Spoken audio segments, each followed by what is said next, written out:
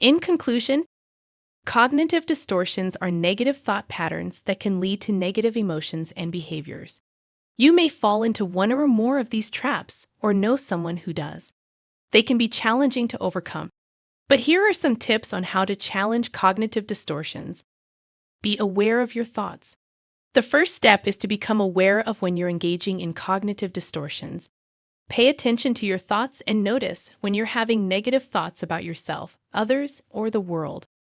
Challenge your thoughts. Once you're aware of your thoughts, challenge them. Ask yourself if there is any evidence to support your negative thoughts. Are you making a generalization based on a single event? Are you ignoring other possibilities? Once you've challenged your negative thought, look for evidence to support the opposite thought. This could involve thinking about times when your negative thought wasn't true, or talking to someone who can offer you a different perspective. Use humor.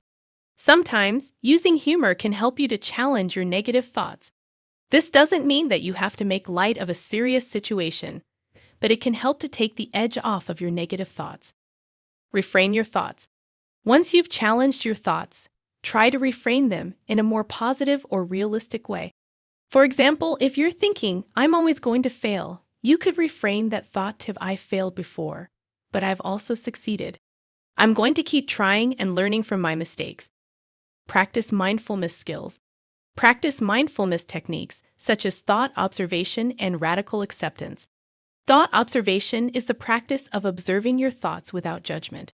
You are not trying to change them or make them go away. You are simply noticing them as they come and go. Radical acceptance is a concept in psychotherapy that involves acknowledging and accepting difficult or painful situations, even if they cannot be changed. Radical acceptance is not about approving of the situation or saying that it is good. It is simply about acknowledging that the situation is real and that there is nothing that can be done to change it.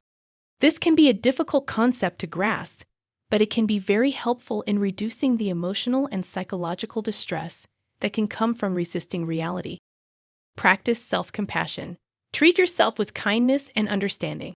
Recognize that everyone makes mistakes and faces challenges. Avoid being overly critical of yourself for not meeting unrealistic expectations. And lastly, consider talking to a professional who can help you. Talking to someone you trust, such as a therapist or counselor, can help you to understand your cognitive distortions and develop strategies for coping with them.